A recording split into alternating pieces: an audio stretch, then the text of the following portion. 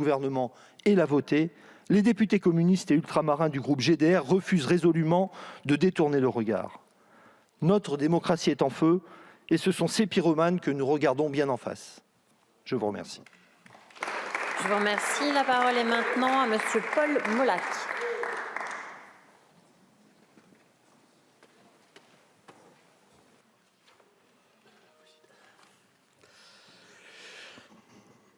Madame la Présidente, Madame la Première ministre, Mesdames et Messieurs les ministres, mes chers collègues, le diagnostic est sévère et connu de longue date. Notre système de santé dépérit petit à petit. Nous connaissons tous l'engorgement de nos hôpitaux. Les images d'embouteillages de brancards dans les services d'urgence ont fait le tour des télévisions. Dans certains territoires, nous avons pourtant alerté sur les fermetures des services d'urgence. C'est ce que j'ai fait lors d'une question au gouvernement le 3 octobre dernier concernant les fermetures d'urgence de l'hôpital de Redon à la lisière de ma circonscription, mais également de Carhaix, Pontivy ou Guingamp, rien que pour la Bretagne. Le syndicat SMUR, Urgence France, estimait qu'au moins 163 structures avaient fermé au moins ponctuellement cet été.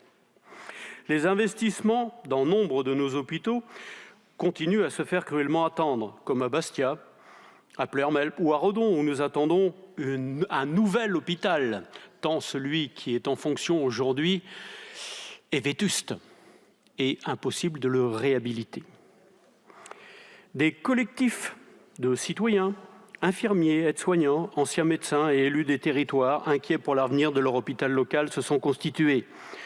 Certains ont été à l'origine de manifestations, par exemple. Des efforts ont été faits dans le cadre du Ségur, mais insuffisants. Et, fin novembre 2021, lors de la répartition des crédits par le ministre de la Solidarité et de la Santé, la dotation annoncée pour un certain nombre de départements était trop insuffisante. Pour les hôpitaux cités tout à l'heure, par exemple, Pleyre-Melle ou Redon. Les soignants souffrent. Le délégué CFDT du centre hospitalier de Pleyre-Melle, par exemple, dit « Tout le monde s'investit à 200%. Mais les incertitudes autour des plannings et de l'organisation sont constantes.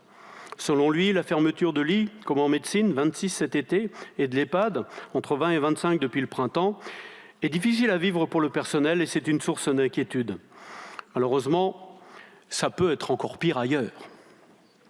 Les citoyens nous disent aussi leur difficulté à trouver un médecin traitant ou un dentiste. Et nous voyons les déserts médicaux s'étendre. Malgré les mesures que vous prenez, dont certaines sont bonnes, la question n'est pas là, ces déserts s'étendent. Et il me semble qu'il nous faut plus de personnel, de médecins, futurs dentistes en formation.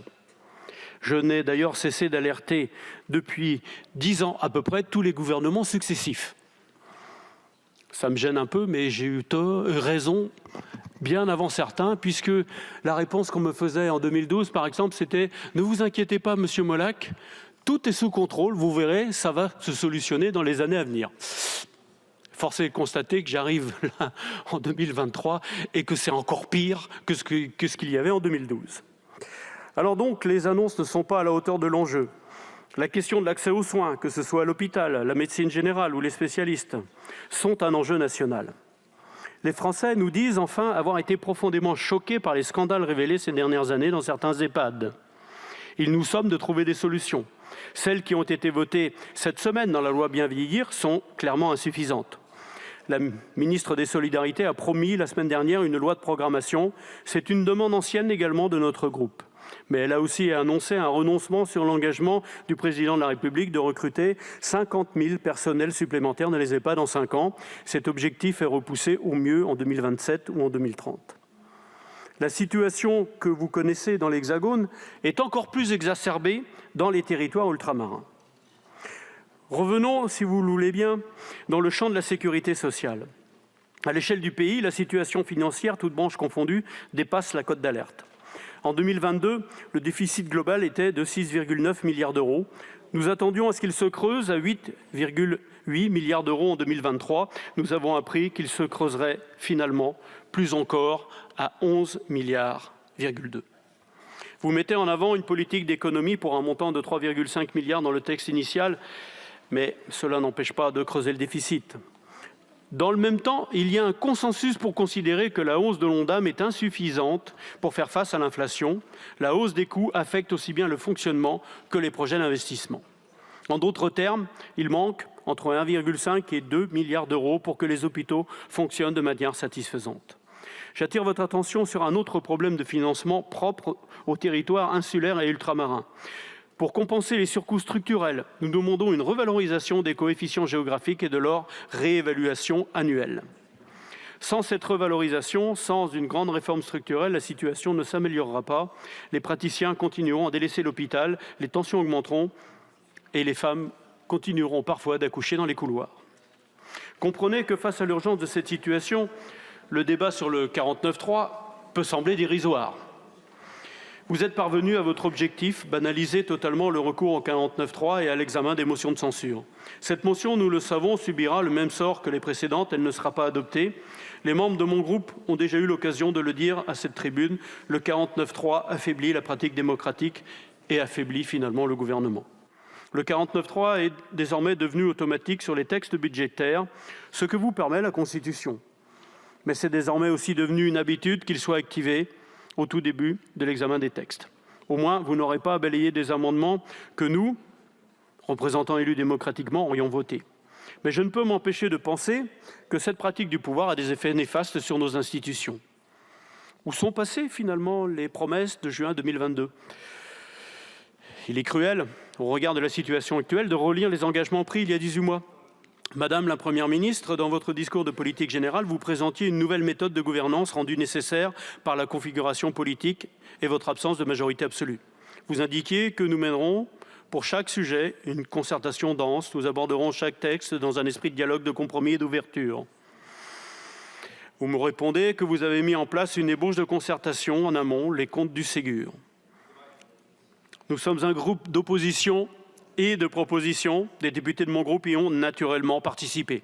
Mais que reste-t-il de nos propositions dans le texte final ? Pour l'hôpital, pour le grand âge, pour de nouveaux financements, une nouvelle organisation ? Peu de choses, il faut bien le dire. Notre démocratie est donc bien malade et il n'y a pas de docteur aux manettes pour la soigner. C'est le constat qui s'impose car nous déplorons votre incapacité à trouver des consensus sur des enjeux aussi importants que ceux liés à la santé de nos concitoyens. Au nom de notre attachement au paritarisme, cœur de notre modèle social, nous vous avons dit notre résolution à lutter contre la ponction de l'Argé-Carco que vous envisagiez pour financer le déficit du régime général des retraites. Si nous ne voterons pas la motion de censure, c'est parce que vous avez renoncé à cette ponction unilatérale et injuste qui eût été, il faut quand même bien le dire, un espèce de hold-up.